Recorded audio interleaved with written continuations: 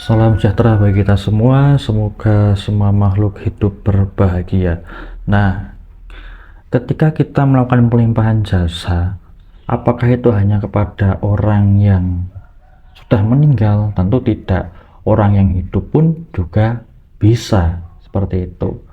Terkhusus lagi apa? Orang yang lebih membutuhkan, yaitu orang yang dia dalam kondisi sakit, kesehatannya menurun ya, seperti itu. Nah, bagaimana cara kerjanya? Ya sama, mirip dengan pelimpahan jasa kepada orang yang sudah meninggal.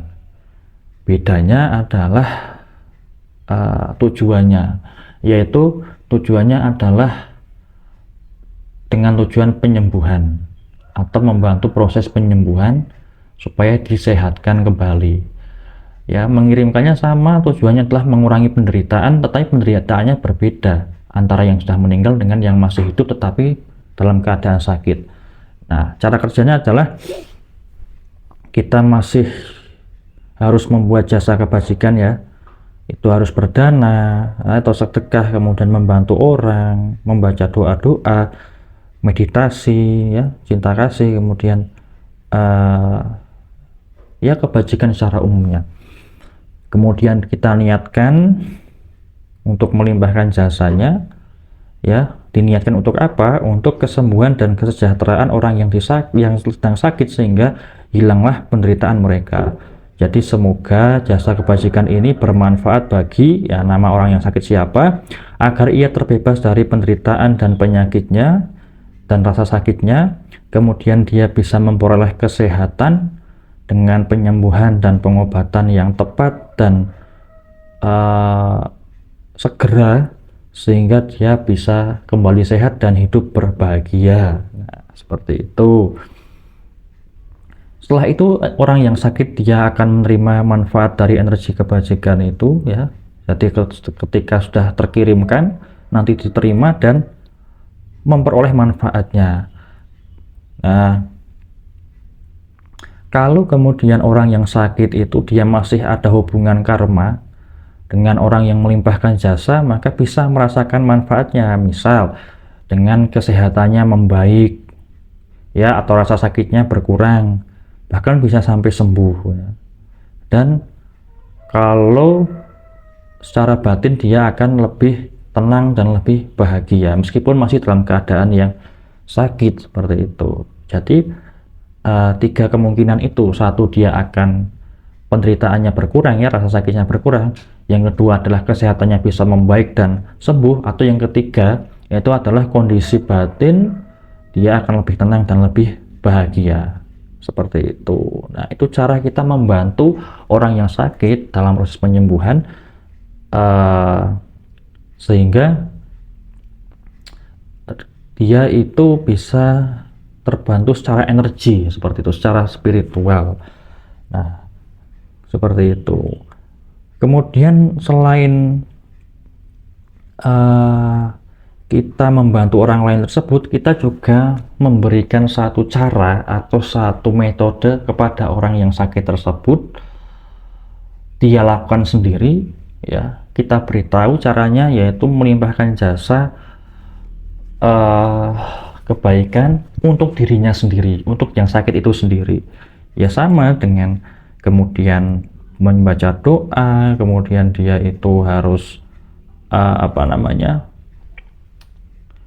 dia itu harus melakukan kebajikan, membantu sama, atau kalau nggak bisa ya dia suruh sedekah apa yang dia punya ya. Kalau ada yang ada pakaian ya sedekah pakaian, kalau yang ada itu adalah barang-barang ya sedekah barang-barang, kalau ada uang ya uang, makanan minuman ya juga boleh ya. Kemudian dari situ dia melafalkan kalimat, semoga dengan jasa kebajikan ini saya bisa memperoleh manfaat sehingga saya diberikan kesehatan, kesembuhan, dan dikurangi penderitaannya, dan semoga saya lebih berbahagia lagi seperti itu ya. Dia akan bisa menerima dari hasil karma baiknya itu sehingga dia bisa membaik lagi. Nah, kemudian juga selain pelimpahan jasa yang demikian, bisa juga kemudian dengan blessing atau pemercikan air doa.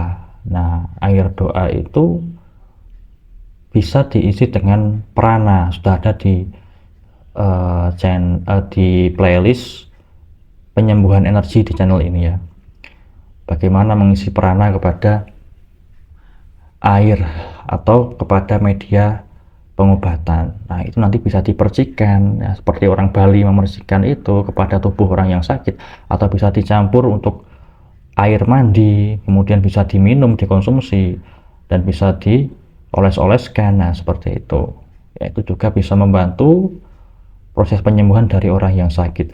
Nah, pada pelimpahan jasa orang yang sakit itu saya istilahkan bukan pelimpahan jasa mijil sukmo, tetapi pelimpahan jasa sukmo husodo atau sukma husada. Artinya adalah penyembuhan secara sukma atau penyembuhan secara energi. Nah, seperti itu. Maka mari kalau ada tetangga atau teman atau keluarga atau orang yang minta tolong, ya bisa dengan kita tolong melalui pelimpahan jasa secara energi, tentu tanpa mengurangi ikhtiar atau usaha secara medis, secara fisik, secara materi, secara rasional ya, tetapi kita juga tidak melupakan cara-cara spiritual sehingga keduanya bisa seimbang dan berjalan beriringan, dan keduanya memang tidak bertentangan karena tujuannya sama, cara dan metodenya juga sama-sama baiknya. Nah, demikian itu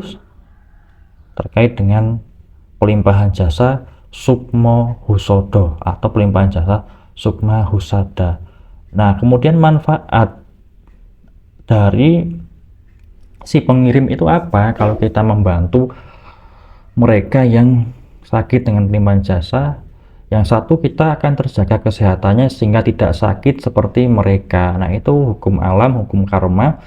Yang karma baik kita perbuat, maka kita akan memperoleh buah dari karma tersebut. Kita tidak jadi jatuh sakit. Misal kita sakit, kita cepat sembuhnya dan diberikan kesabaran atau ketenangan batin seperti itu. Karena apa? Karena kita pernah membantu, pun nanti suatu saat kita akan dibantu. Nah, ketika kita sakit nanti tiba-tiba ada yang memberikan sumbangan, ada yang memberikan tenaga kesehatan secara cuma-cuma, secara gratis, atau membantu biayanya.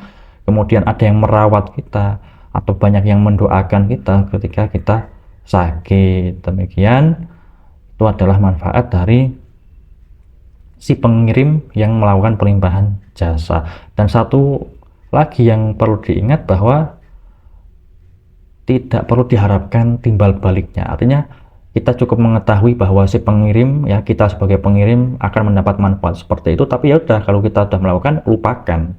Tidak perlu mengharapkan, karena itu akan menimbulkan keinginan, kerakusan, ketamakan, dan keserakahan, itu nafsu-nafsu yang akan mengurangi energi positif dari pelimpahan jasa. Seperti itu. Karena karma buruk maupun karma baik mau diharapkan atau tidak diharapkan buahnya, ya pasti itu akan terjadi. Kan lebih baik kita memfokuskan diri dengan apa yang kita lakukan daripada kita mengangan-angan apa yang belum terjadi. Seperti itu. Demikian, terima kasih. Salam sejahtera bagi kita semua. Semoga semua makhluk hidup berbahagia.